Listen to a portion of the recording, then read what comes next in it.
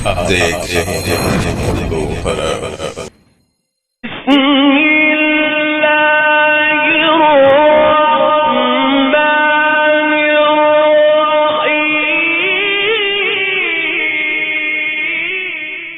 अस्सलाम वालेकुम रहमतुल्लाहि व बरकातुहू। नाज़रीन मोहतरम, नबी करीम सल्लल्लाहु अलैहि वसल्लम की उम्र मुबारक 35 साल हुई तो मक्का में एक ज़बरदस्त सैलाब आया।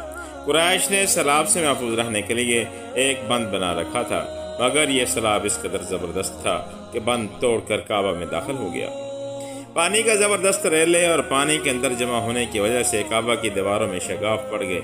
इससे पहले एक मरतबा ये दीवारें आग लग जाने की वजह से कमज़ोर हो चुकी थी और ये वाक़या इस तरह हुआ था कि एक मरतबा कोई औरत काबे को धूनी दे रही थी कि उस आग से एक चिंगारी उड़कर काबा के पर्दों तक पहुंच गई और दीवारें तक जल गईं। इस तरह दीवारें बहुत कमज़ोर हो गई थीं। यही वजह थी कि सैलाब ने उन कमज़ोर दीवारों में शगाफ कर दिए। सैयदना इब्राहीम अलैहिस्सलाम ने काबे की जो दीवारें उठाई थीं वो 9 गज ऊंची थीं, उन पर छत नहीं थी। लोग काबे के लिए नजराने वगैरह लाते थे। ये नजराने कपड़े और खुशबुएं वगैरह होती थी। काबे के अंदर जो कुआं था ये सब नजराने उस कुएं में डाल दिए जाते थे। कुआं अंदरूनी हिस्से में दाईं जानब था, तो उसको काबे का खजाना कहा जाता था। काबे के खजाने को एक मरतबा एक चोर ने चुराने की कोशिश की। चोर कुएं में ही मर गया। इसके बाद अल्लाह ताला ने उसकी हिफाजत के लिए एक सांप को मुकर्रर कर दिया। ये सांप कुएं की मंडेर पर बैठा रहता था, किसी को खजाने तक नहीं आने देता था। कुरैश भी इससे खौफज़दा रहते थे। अब जब के काबे की दीवारों में शगाफ पड़ गए और नए सिरे से इसकी तामीर का मसला पेश आया तो अल्लाह ताला ने एक परिंदे को भेजा, वो उस सांप को उठाकर ले गया। नाज़रीन मोहतरम, ये तफसीलात अल-बदाया व नहाया में मौजूद हैं। ये देखकर कुरैश के लोग बहुत खुश हुए। अब उन्होंने नए सिरे से काबे की तामीर का फैसला कर लिया और प्रोग्राम बनाया कि काबे की दीवारों को मजबूत बुनियादों पर खड़ा किया जाना चाहिए और इन दीवारों को ज्यादा ऊंचा उठाया जाए। इस तरह दरवाजे को भी ऊंचा कर दिया जाए ताकि काबे में कोई दाखिल ना हो सके, सिर्फ वही शख्स दाखिल हो जिसे वो इजाजत दें। अब उन्होंने पत्थर जमा किए। हर कबीला अपने हिस्से के अलग पत्थर ले आया। चंदा भी जमा किया गया। चंदे में उन्होंने पाक कमाई दी, नापाक कमाई नहीं दी, और पाक कमाई उन्होंने बिला वजह नहीं दी थी। एक खास वाक़या पेश था जिससे वो इस नतीजे पर पहुंचे थे कि इस काम में सिर्फ पाक कमाई लगाई जाएगी। वो वाक़या यूं था कि एक कुरैशी सरदार अबू वहब उमर बिन आबद ने जब ये काम शुरू करने के लिए एक पत्थर उठाया तो पत्थर उसके हाथ से निकलकर फिर उसी जगह पहुंच गया जहां से इसे उठाया गया था। इस पर कुरैशी हैरान और परेशान हुए। आखिर खुद वहब बोला, ए गिरोहे कुरैश, काबे की बुनियादों में सवाए पाक माल के और कोई दूसरा माल मत शामिल करना। बैतुल्लाह की तामीर में किसी बदकार औरत की कमाई, सूद की कमाई या ज़बरदस्ती हासिल की गई दौलत हरगिज़ शामिल न करना।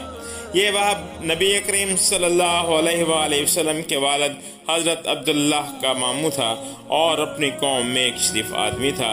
जब कुरैश के लोग खाना काबा की तामीर के लिए पत्थर ढूंढ रहे थे तो उनके साथ नबी करीम सल्लल्लाहु अलैहि वसल्लम भी पत्थर ढूंढने में शरीक थे।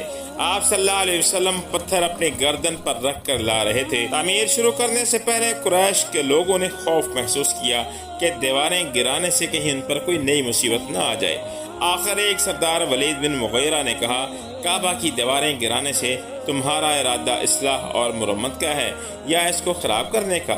जवाब में लोगों ने कहा कि ज़ाहिर है हम तो मुरम्मत और इस्लाह चाहते हैं। ये सुनकर वलीद ने कहा, तब फिर समझ लो अल्लाह ताला इस्लाह करने वालों को बर्बाद नहीं किया करता।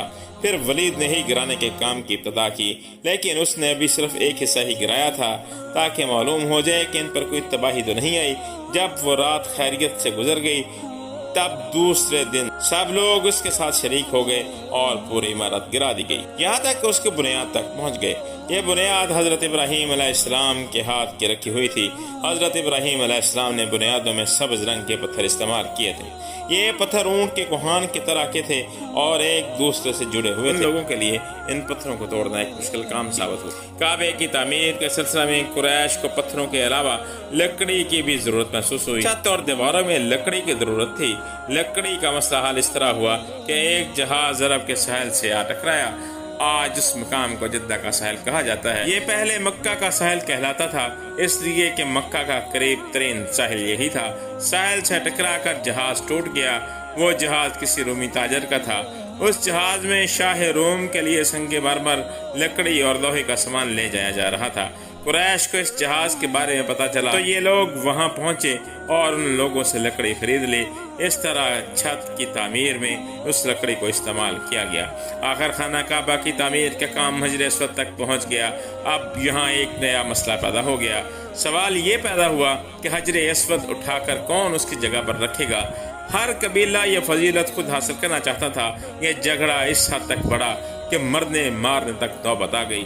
لوگ ایک دوسرے کو قتل کرنے پر تل گئے۔ ناظرین محترم، قبیلہ عبدالدار نے تو قبیلہ عدی کے ساتھ مل کر ایک برتن میں خون بھرا اور اس میں اپنے ہاتھ ڈبو کر کہا حجر اسود ہم رکھیں گے۔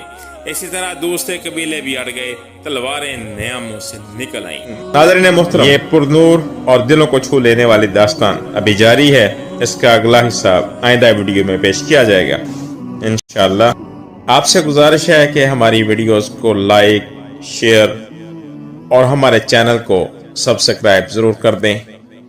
اگلی ویڈیو کے لیے اجازت دیں۔ فی امان اللہ۔